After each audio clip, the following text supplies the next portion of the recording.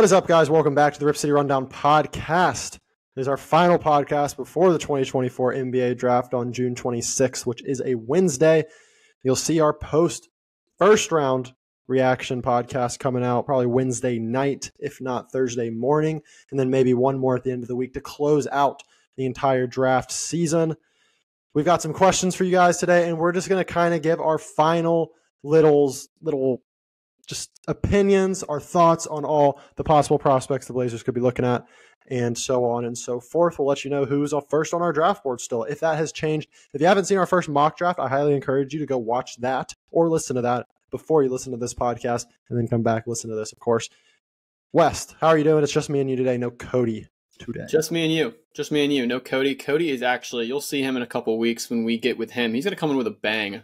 He was telling us he's got some crazy opinions. Not even opinions. Some might say fact, depending on how you look at it. But that's in a few weeks. We got the draft in a week. And to be honest, Cole, it really doesn't feel like that hype or that exciting that a draft is about to happen. Probably because it's a weaker draft in terms of the talent. But at the same time, as a Blazer fan, this is theoretically kind of the most exciting time of the year, if you will. I would argue opening night's a little more exciting because we're 0-0 at that point, but the draft is like, who are we getting? Who's improving this team right now?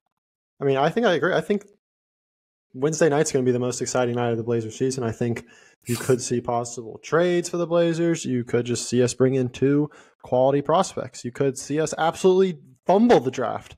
And it's just a time, let's just say it might not be the best time of the year, but it's the most entertaining and the most interesting. It's when we truly can ask the most questions about what the Blazers are going to look like next year, because obviously free agency is not huge for us.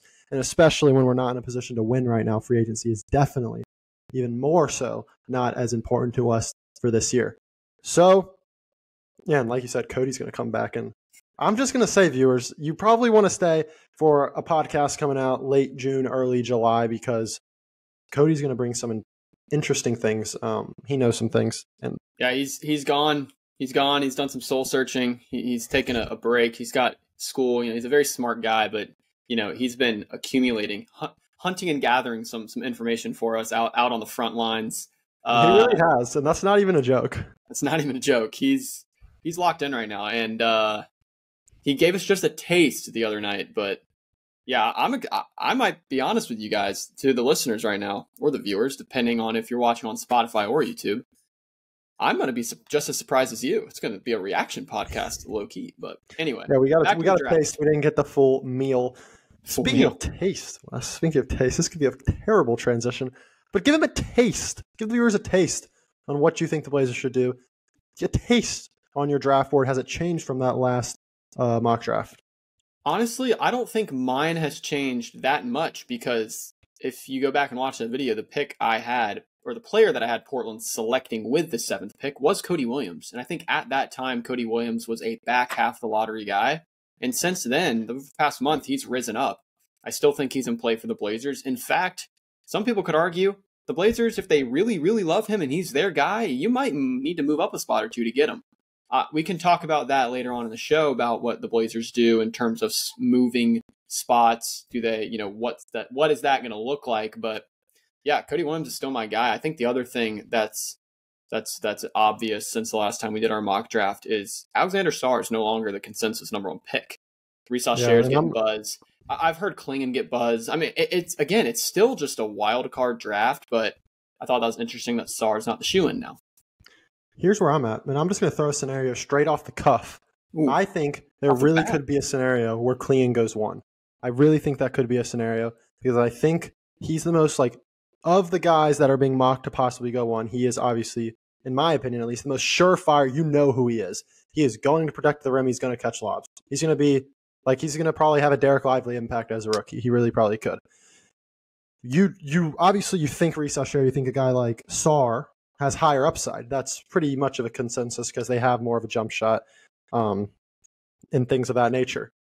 I think if Klingon goes 1, which I think, again, is not a high possibility, but it's a realistic possibility, I think Risa Shares could still go 2. And I really think the Blazers right now, if I throw out a hot take for draft night, it's we're trading up to 3 with Houston and drafting Alexander Sarr.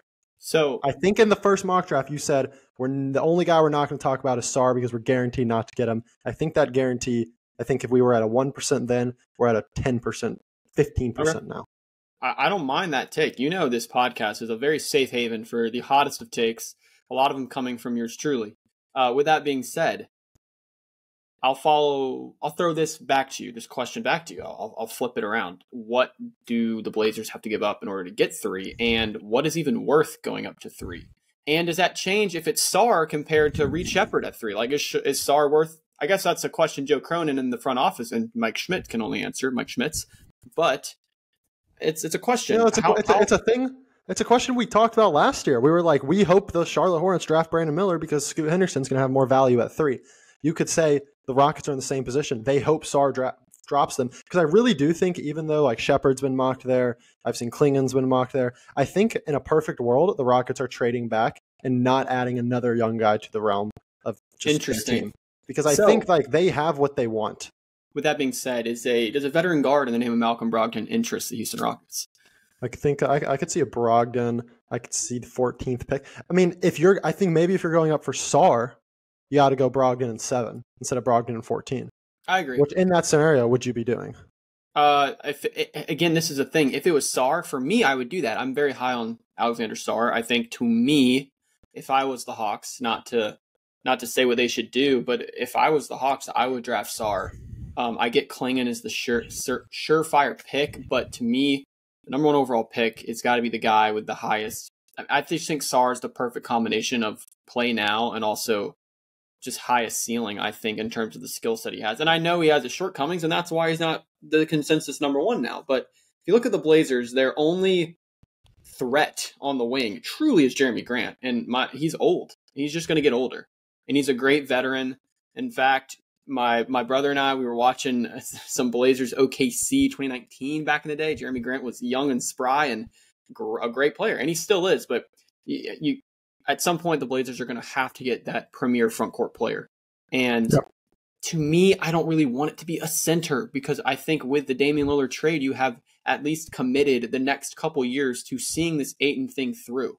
And now again, if Klingon falls to 7, it's very fluid conversations with this draft because there's no right answer. Truly, there's no right answer. So trading up for Klingon at 3 could be a stupid move if you're a Blazer fan. And at the same time, it could be a great move to draft him 7. It really is all in the eye of the beholder, I guess, is what I would say. Yeah, I think when you're looking at teams that you could possibly trade up with, I think, seriously, the Hawks, like, who knows if they want to keep that pick. I would think they do. I think they're more likely to trade Trey or DeJounte than they are the pick. I think the Wizards are staying where they are. I think you look at Houston, and then I think you do look at a team like Detroit because Detroit's got a lot of young guys, and at some point, like, this is something I hope the Blazers don't fall into over the next coming years when they're most likely not going to be back in the playoffs for maybe 1, 2, 3 more years. I hope that just because you have a draft pick and just because you're getting a young guy doesn't mean that's going to make the team better. Like, sometimes there's subtraction by addition, not this addition by subtraction everyone talks about. Subtraction by addition is a real thing. And I think the Pistons are one of those teams where you already have Ivy, you already have Cunningham, you already have Duren, you already have Thompson. Unless you get that perfect fit, which everyone's saying is Buzelis right now, you have the perfect, say Buzelis is off the board at 3, because he could very well go 3. Again, this is a draft that's so fluid, like you said. Well, if they're stuck with no one but Buzelis, are they trading back because they don't have a guy that fits on their roster perfectly? They could, but I really think if you're a Blazer fan and you love Cody Williams, Detroit's a sneaky Cody Williams team. I think if they wanted to go with like that fit like a glove type, because I mean, yeah, you said Asar Thompson, but he's not a wing. I mean, I think in his prime, so to speak, he's going to be kind of that big playmaking guard. I mean, he's not going to be your floor spacer 3 and D. So, I mean, Cody Williams is a sneaky team. Buzelis has always been linked to Detroit. I want to go back to the Houston thing because, you threw it off the bat to get us started here. It's a very, very, very great conversation. To me, if you're Houston, they're a very interesting team to trade with because they could deem they already have their SAR type in Jabari Smith Jr. Or if you're the Blazers, are you looking to see if Jabari Smith Jr. is available type thing? Like, are you just really trying to work with Houston to get that 6'10 front court player, either in SAR that you can develop yourself or Jabari Smith Jr., who might need a change of scenery? I mean, he clearly hasn't been. I don't want to say he hasn't hit his check marks, or he hasn't climbed the ladder as a player in this league, but he definitely hasn't shown what he's fully capable of yet in Houston. Yeah, I think that's a scenario. You just take out the whole pick thing, and we're still talking Sarr drops to 3. They're just saying we want Sarr and we don't want Jabari Smith Jr. So Jabari Smith Jr., now you're on the block. And instead of trading up for the 3rd pick, you're trading Brogdon 14 for Jabari Smith Jr. You could trade. Are you trading Anthony Simons for Jabari Smith Jr. at all? I'm not. No? Really? I think Jabari Smith Jr. probably holds more value in this league than Anthony. Interesting. Just because positionally, he's also younger, and he definitely had a good year last year, I would say. Mm-hmm. I mean, I really don't know what teams think when it comes to Jabari Smith Jr. Of course, the positional need and the skill set at 6'10" is attractive for sure. You should turn your messages off. Yeah, it's fine though. But yeah, I mean, I think Jabari Smith Jr. is a great option for the Blazers if he becomes available. I know we've become the podcast that is like, Jaylen Brown, you are Blazer, and Joel Embiid, you are Blazer. But this one, I feel like, in terms of where Jabari Smith Jr. is in the pecking order of the NBA, it's a little more realistic. Of course, it all depends on what Houston wants. But I think if you're the Blazers, whether you draft or trade on draft night, you got to come out of the lottery, or at least the first round, with 2 forwards that you can sell the fans on. I'm not asking them to be great from day one, but you gotta get 2 front court players that are their minimum height is 6'7". I'll say it right now. I'm not doing this 6'5" forward guard hybrid that we play at the 3. Looking at you, Shane Sharp and Norman Powell. 6'7" and above, and they have to be under the age of 25 if you're going to trade. What's the problem here? I think that's a big ask. I really think I don't think it is, because you can just straight up draft 2 forwards at 7 and 14. It's not a hard ask at all. So what about a guy like Connect? I've seen the Blazers be very interested in him, and he's like, what, 6'5", 6'6"? What is Connect? What is Connect's ceiling, or how do you think he's going to stick in this league? Scoring? Shooting, scoring. It's kind of like a bench piece. Yeah, I guess. Could he start one day? I'm just like, if you're going to go down this rebuilding route, then I would rather you swing and miss, because we're not going to be worse than this. I mean, Connect, I would rather you draft Saloon or whatever, for example, and possibly hit than, like, I'd rather you have a 50% chance on Saloon than a 75%. I have a wild question. Just because there's so many French guys in this draft, I have a question. Okay. And not that we knew what this guy was like in the draft process, because obviously we weren't worried about 2nd round picks. Do you think Ryan Rupert would be like one of these lottery guys in this draft? Do you think he would be like Saloon? Because I don't know, and I know you don't either, really. We don't know what Ryan Rupert was doing in the French league, but who knows? It's just interesting. I don't know about lottery pick, but I definitely think Rupert could be a 1st round pick this year for sure. Yeah, it's interesting. I feel like Saloon and like the lottery picks have the measurables. Not that Rupert doesn't, but like Saloon's like a big ass dude. And smooth. I think Rupert's offense is a little rough around the edges, a little unpolished. Yeah. So I'm just gonna throw some more questions at you. We got some questions from the viewers, from the followers. And then just right off the bat, we'll just go ahead and ask this one, because I think it's a good question that leads to all other questions. It's kind of what we've been talking about already, from Sebas_Collins1. What is the perfect scenario for Portland at 7 and 14? In a perfect world, what 7 and 14? At 7, just with 7 and 14. Okay, so this is not taking into account trading up or getting someone, I'm assuming. 7 would be you're drafting Cody Williams. To me, you're drafting Cody Williams or Saloon at 7. And then 14, this is where it gets hard, is like 14. Honestly, what I would do with 14 is I would either take just a swing on a guy with just an immense upside, but it's probably like years away from being anything. Or I would just, I don't know, use that. And I know you said it can't trade, but originally in my other mock draft, I wanted Cody at 7 and Saloon at 14. Well, both of those guys are going to be gone by 10 probably. for being honest. And they might not be. So I would say if we can get Cody Williams and Saloon, those are my two guys. But I don't think that's realistic. So 14, I would just take a swing on a guy, or I would use that to trade for someone or trade up. Here's another thing that I was just thinking of. G League Ignite. They've had two notable people get drafted so far in the league, and they have two this year, and obviously Buzelis and Ron Holland. Scoot and Jalen Green. Two guys that didn't come into the league really were as polished as everyone was saying. They've been playing against professionals. They've been playing against elite talent. They're going to be league ready. Do you think we've seen reports of... How old was Jalen Green when he got drafted?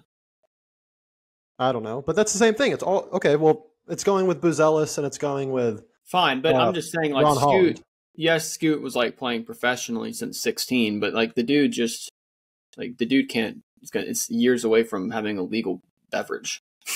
No, I know, but I'm just saying. Does that make you want to avoid G League Ignite players, specifically the two in Matis Buzelis and Ron Holland, or are you like other teams are going to avoid them?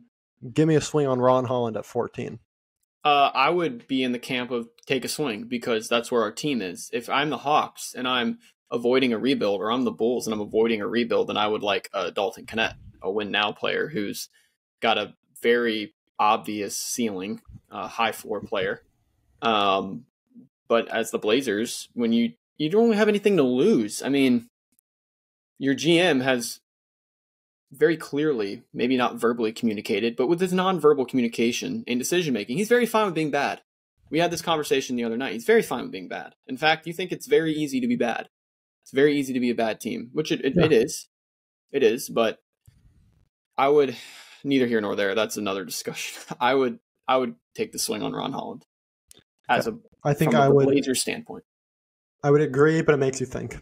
It means you got to put a lot of faith into your developmental staff because you're not getting a guy that's probably developed. Why did we hire Mike Schmitz? Exactly.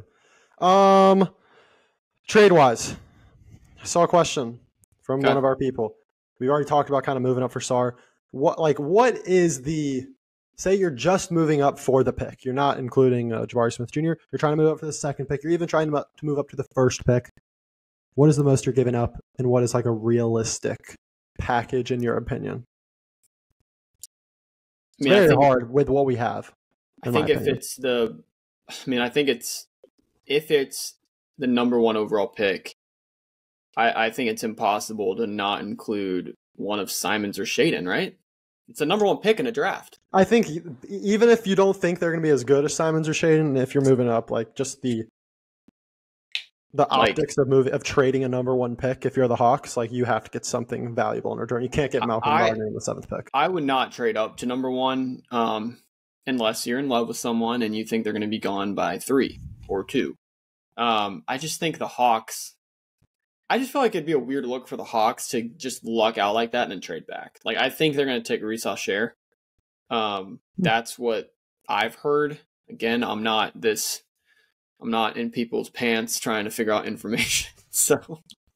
But I think the number three pick, like we've talked about it, number 3 seems like a sweet spot to me because is it really worth trading up from 7 to 5? Like, again, you're really just asking yourself this question of what's the value and is it worth it? Because you're just trying to be the team that gets the most value, which at the end of the day is kind of a stupid argument because each team's value is probably different. And what I deem as a fan as value is probably not what Joe Cronin deems as value. Fair. But does that make Joe Cronin right just because he's a general manager? I'm not. That's what I'm saying. It's like it's like a spectrum. Like who's right, who's wrong? If I have Cody Williams at 4 on my draft board and I trade up and the Blazers trade up to number 5 to get him, but we give up Brogdon and 7 and 14 to move up 2 spots, Joe Cronin might be like, well, we got him at 5. We had him going at 4. And then we're going to be like, but you traded all these things for it. So it's kind of a dumb argument, but I think 3 is a sweet spot to circle back. I mean, Kevin Costner picked Vontae Mack number 1 and he didn't go against his board. Dude, it turned out good. So dude, and he got his first round picks back and he wanted David Putney because he felt like it. Is Sarr a Bo Callahan type player? You know what? We don't know. What if Joe Cronin calls the Houston GM, he shuts him down, and then he calls him back, and Joe Cronin's like, we live in a different world than we did 30 seconds ago. If Joe Cronin did that, oh my gosh, it's just his aura Guys, points. unfortunately, that is not the news that Cody has for you. Unfortunately.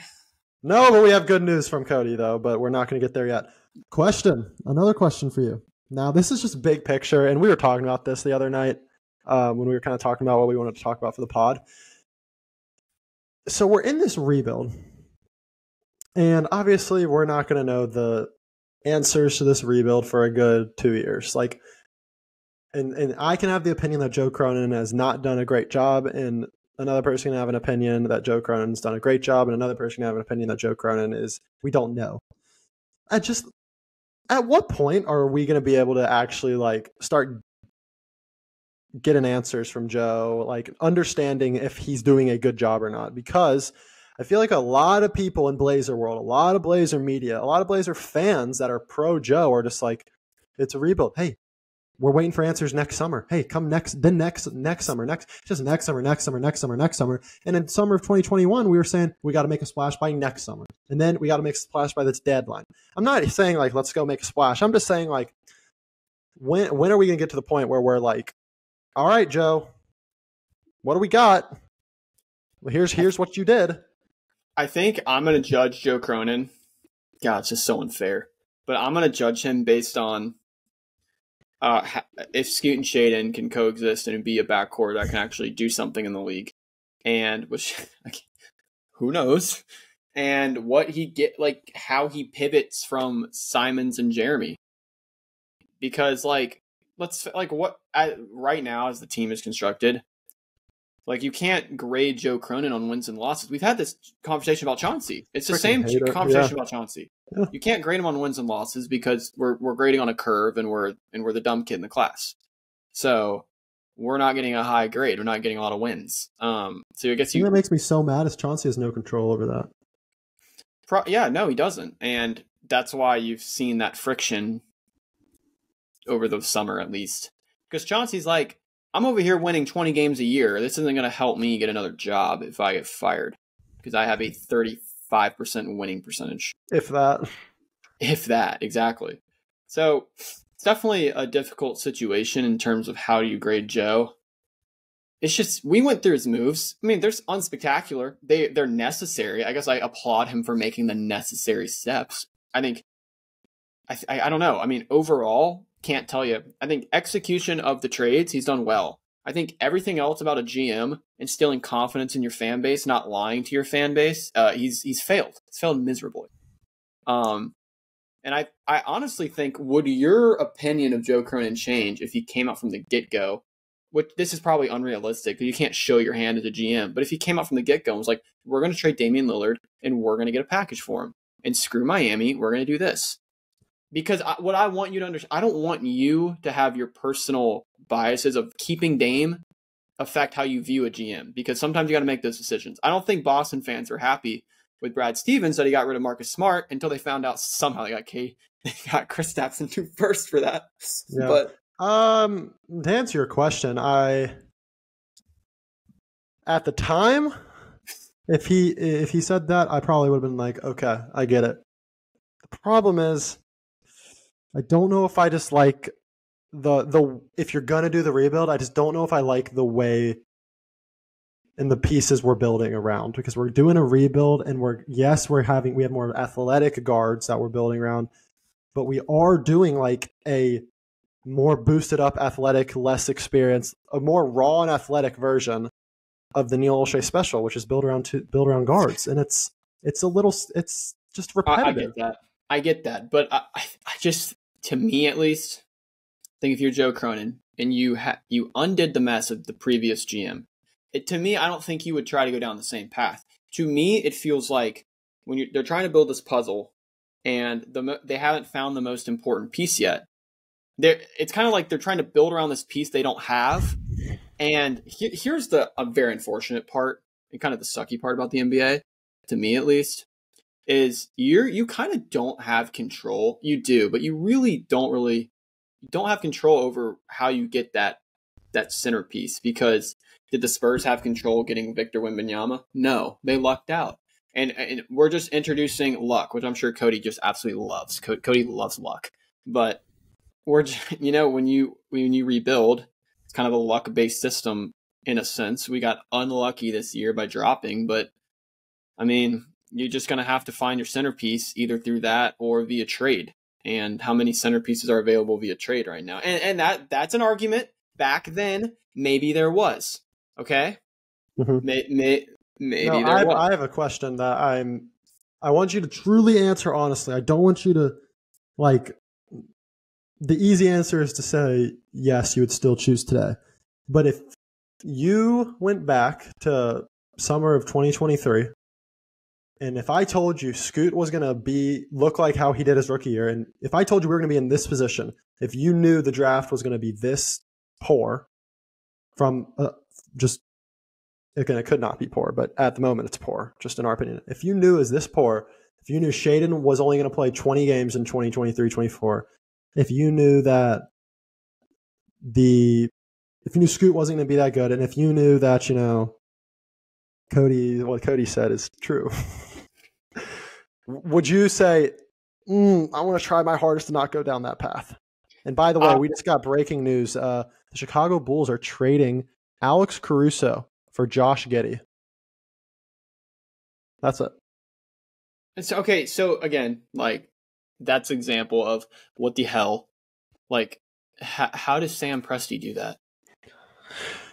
Yeah, exactly. Because he's it's one of those things where it's how does he do it, but he continue just how Brad Stevens. How does Brad Stevens pull off these trades? How does Sam Presti pull off these trades? Who knows? How does Danny Ainge pull off these trades? But they do it somehow, and I'm waiting for Joe to do that. But back to my question. I would want to take the Damian Lillard path. Okay.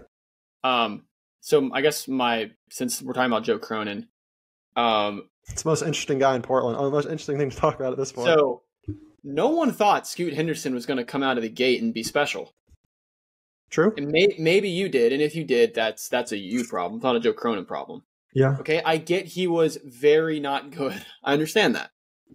The other thing is Shaedon played 20 games. Now, how is that Joe Cronin's fault that he got hurt? And again, no, I'm not saying this because Joe Cronin's fault. I'm just saying the reality of this is now where we're at. Okay, sure. If I would go back to the Dame thing if I found out we'd get the number 1 pick last year. You can only make the decision at the time, and true. I do think at the time, though, I think we can go back and I'm not trying to pat myself on the back here and not trying to say Shaedon's gonna not be good, but we had a lot of people hyping up Shaedon after just a 20 game, 10, 15 game sample size. Be careful. You really don't want to find yourself on the other end if he turns out good. Oh, so you got to travel. It's a win-win. Yeah, either but I don't like good. It's annoying when people do that. No, but I'm genuinely if I had to, I think if you ask the average Blazer fan right now, I think they would say Shaedon Sharp's going to be a future All-Star, and I just don't think that's the case. Okay, I think in terms of smart people, I think that's just a normal take, because how many guys make the All-Star team? 24 out of 400. I mean, I don't think he's going to be an All-Star. I think there's a difference between being an All-Star and being All-Star caliber. I think he could be All-Star caliber.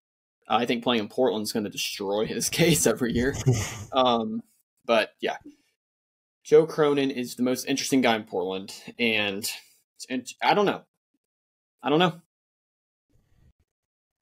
This is tough, man, and it sucks because I hate having these conversations, but it's unfortunately the only conversation there's not much else to talk about, man. This whole waiting game and rebuilding, yeah, we said it when we were drafted Scoot. We were this is gonna suck. This is not gonna be fun. Next 3 years we're gonna look back and these are gonna be irrelevant years in our Blazer fandom.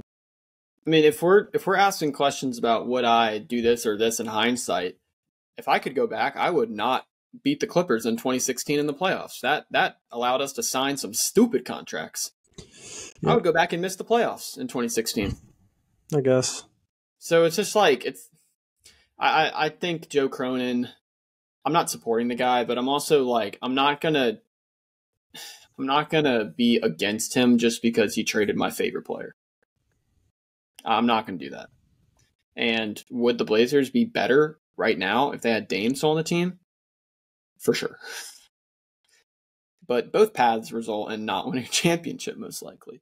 Which again, let's talk about that. Is it even fair to judge the path we take based on if it's going to win a championship? I don't think it is. I think the biggest thing you can judge is like you can't judge it now, of course, but like when we're just having conversations with our kids in 15 years, when we're having conversations with with each other in 15 years, like we're going to look back and we're going to say, if we never really become a sustainable playoff team, I would say if like we never like have a championship caliber team that's capable of making a conference finals or something, then like we're going to look back and say, we were right. That was a stupid decision to rebuild and try to restart the rebuild based on some guards. Like it will, and I just think it's so I don't think that's our goal is to build around guards, because I think if you're like, he would have to be stupid to literally do this thing that the reason why people think Joe Cronin is bad is because all his moves have been like not great because he's cleaning up the mess that the previous guy did. So why would he want to do what Neil did? And what did Neil do? He built around guards. I don't think drafting Shaden was necessarily a part of the rebuilding plan. That's Dame here. And then we wouldn't be having this conversation if Charlotte took Scoot. So like, that's not Joe. Like, so yeah, it's like, are you more of a Joe Cronin fan if Brandon Miller's on this team instead?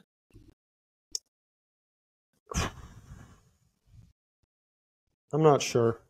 I think I would see a little bit more of a vision, because right. I think it's, as a GM, I think it's just, if I'm a GM, I just don't think it's smart. You can say we're not building around guards, but like what I think we can probably both agree what kickstarted our rebuild is the fact that we moved up to 3. Damn well knowing it was probably going to be Scoot.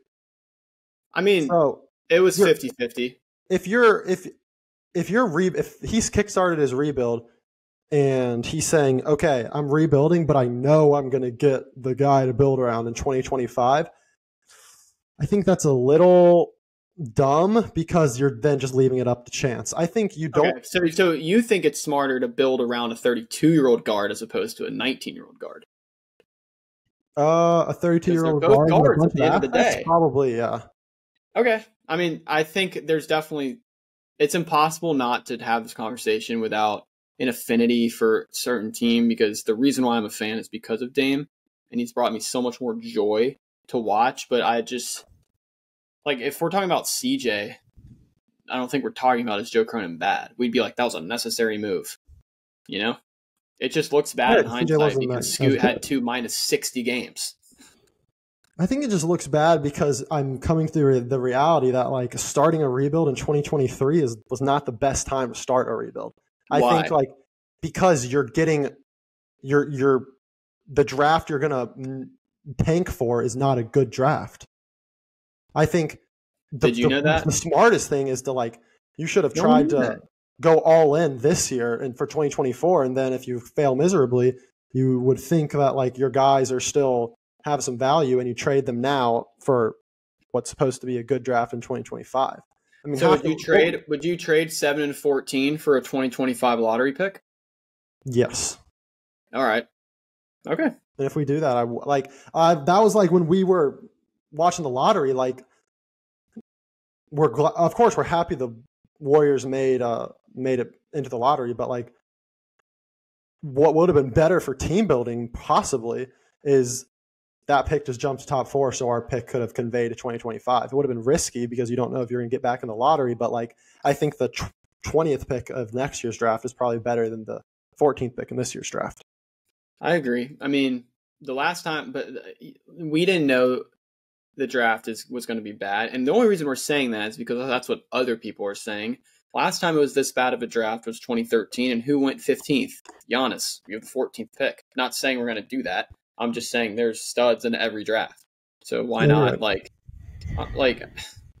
we're getting mad at Joe Cronin on hypothetical, I think, at this point, and because there's not a right answer on if he's good or bad or if he made the right move or not. You took a rebuilding. He's the one that's like he's the reason we like keep saying like it's not fun to be a Blazer fan. There's nothing to talk about There's nothing. There's not a lot of. But I'm not going to compromise my quick. I want to see Dame go off and break his abs to get It's really not about Dame. It's truly about. I'm just saying, like, as a fan, of course, I want to see my favorite player Dame break his abs off to try to get an 8 seed in the bubble. That's really fun to watch. But is that like, did that keep Neil's job? But what I'm saying is, I just don't. I think I can understand where you're saying, and I hope you can understand what I'm saying. It's just the fact that, like, if the thing is, even if someone turns out super good for the Blazers in this year's draft, I don't think it's like I think Joe Cronin's plan all along was never like, we're going to get our stud in the 2024 draft. So just like looking back at some of his trades and like looking into, Who said that? Nobody. That's why, or you didn't say that, but that's what I'm saying. I'm like 2 lottery picks in this draft. Like, even looking back at other trades, like the Drew Holiday trade, like, and I think we can go back and look at all these reactions, and I don't think I'm like over the moon on all these trades here. The only trade I look back and I was like, oh, this is a for sure good trade is like the Ayton aspect, because we really just traded Nurk, Nas, and Keon for Ayton straight up. Like, there wasn't much. Dame didn't have much to do with that. Like, we could have pulled that off without Dame being involved if we wanted to. So I just am looking at where we're at, and then I'm looking back at how I felt after all these things that Joe's done, and I'm just like, it makes sense that I feel this way because it was pretty easy to see it coming, I feel like. Maybe. I don't know. I feel like it's really hard to, like, the Blazers are not entitled to being good. And we were good for 10 years, probably even longer. I mean, we had like a year or two of rebuilding sprinkled in there. Dame's rookie year was not great. The year before was not great. We had like 10 good years, and I don't know. I feel like maybe we just feel like we're supposed to be good every year, and it's supposed to be a super fun ride of having the best role model in sports on our team for no reason. Like, and that definitely was part of the sting of getting rid of it. But like, you're not. Every team just can't be good all the time, and I get Joe Cronin is operating the ship right now, but to me, it's not his fault.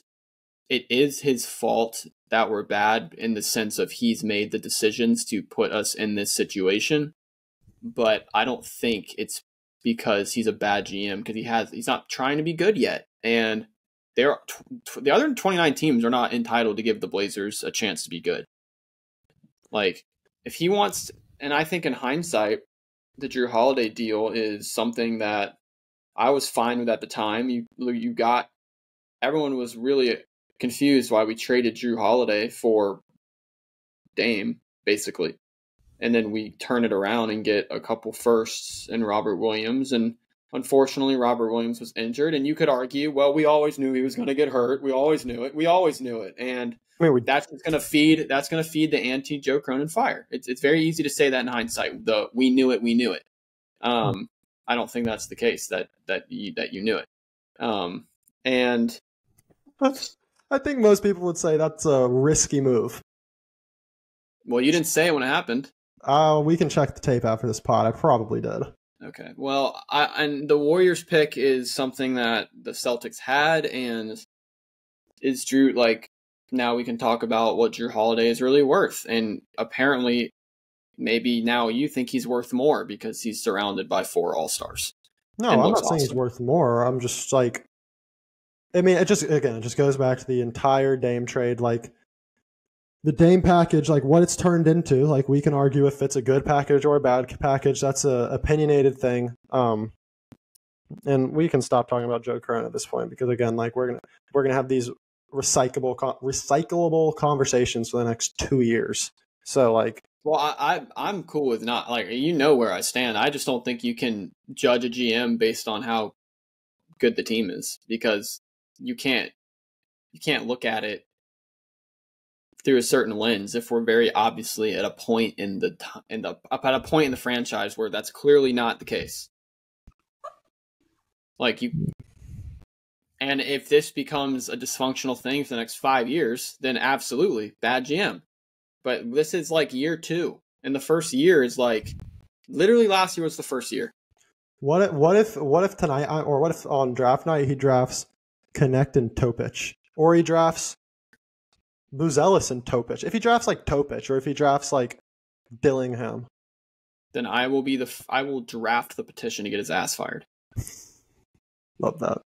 Like, I'm not gonna sit here and praise the man for things that are horrible. I just don't think he's done anything egregious yet.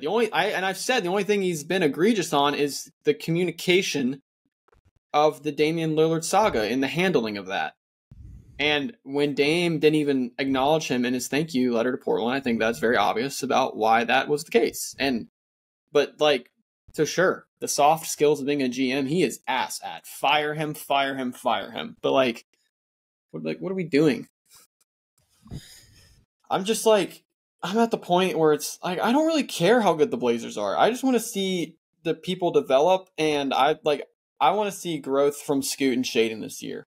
I think the difference between the two of us is you're more of like a glass half full type of guy, and I'm just kind of a glass half empty. But you're gonna say we're rebuilding, so we're gonna turn into the Magic or Thunder, and I'm saying like we're rebuilding. We could possibly turn into the Pistons at this point. Well, I think part of it is your expectations are way higher than mine of what this team needs to be in the near future.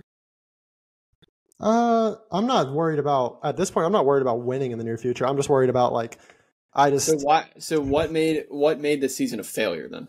The fact that the two guys you traded Drew Holiday for, basically traded Dame for, are most likely not any valuable at all anymore. They probably don't hold much value. The fact that you are building around, we don't know that. I think we probably would have traded Brogdon if his value was good at the trade deadline. I really think we would have. I think he would probably again, and that could change, but we're operating in the present right now, and we're looking at a Robert Williams that you can't convince me that his value is higher than when we got him. You can't convince me Brogdon's value is higher than when we got him. That's just, I feel like that's pretty common sense. We're looking at Shaden that we haven't, again, we're operating in the present right now. He's played half the games he can play in his career. Scoot had a very underwhelming year 1. And then you're just... Was Scoot bad? Yeah. He was garbage. But I think my point is maybe you and Cody expected him to be something way better than I did.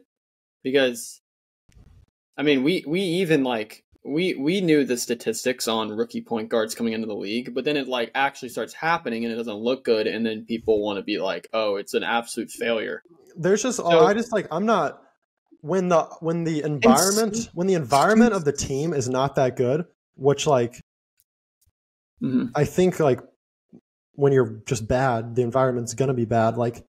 What's gonna be the turning point for them to be good? Ayton.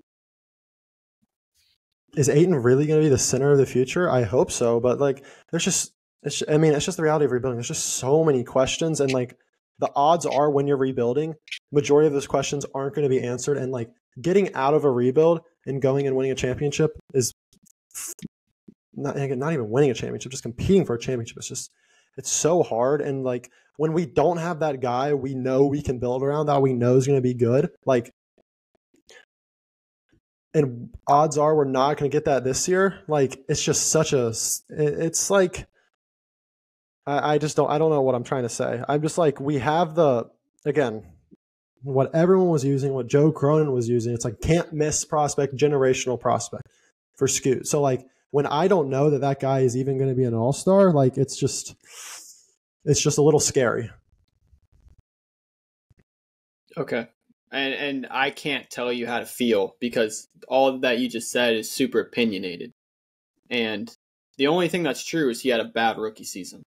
I mean, he could come out at the gates and be great, be inefficient, but put up numbers, and your opinion might change. But I would think Scoot.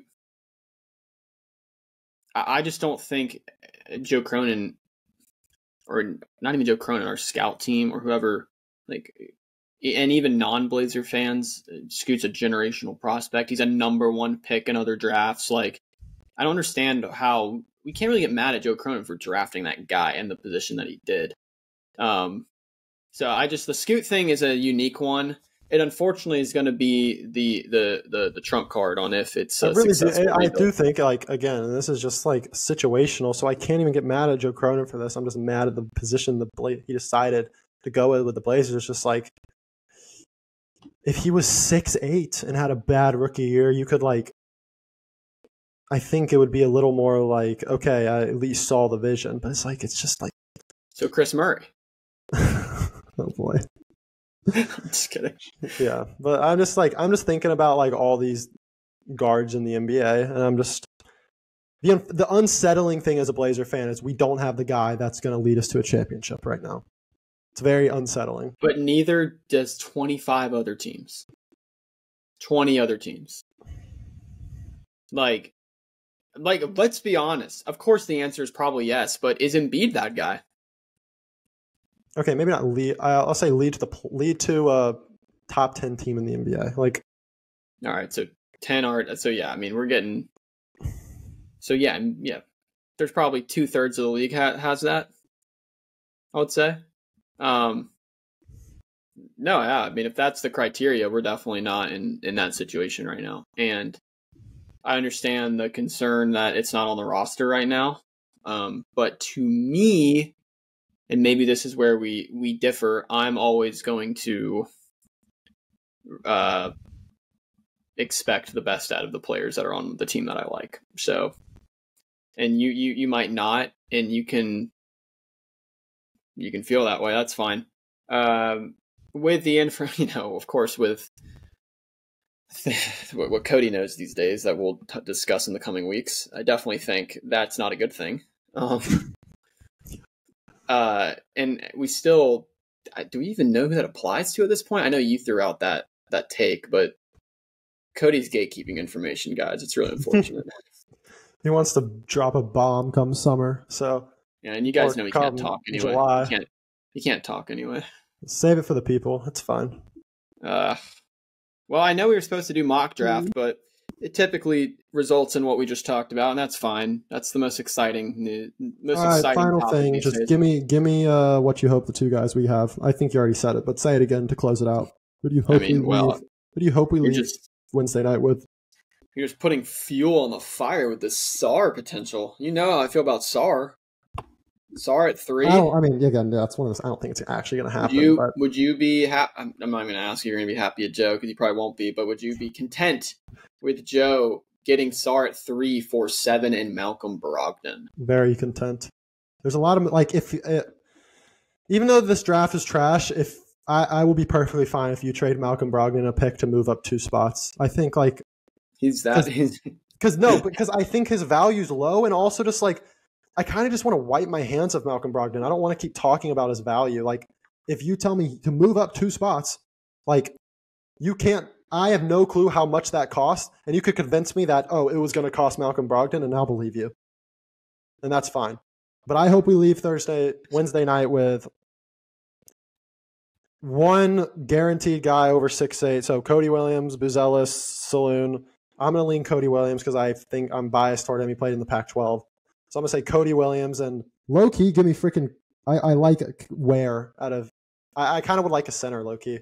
I kind of like the idea of 2 wings, but I wouldn't be mad at a center at 14. Missy, Ware, those guys. Interesting.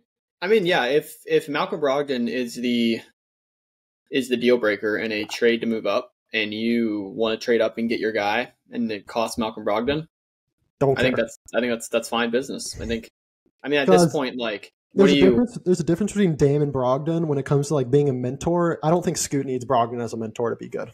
I'll just say that. Well, and if he doesn't, I don't think he needs it anymore. Yeah. Got it for a year. Yeah. Got it for a year. It's not like I'm like Brogdon's teaching him all his tricks. Like, I'm going to teach you how to be a 18-7 guy. that jump shot that's way out here. Yeah. And then over under 0.5 trades for the Blazers. Can revolve around a player, can revolve around picks. On draft night? We'll say first round draft night because again, this is Just 2 nights. first round. I will say, does this include the Blazers being the runt of a 3-team trade? The what?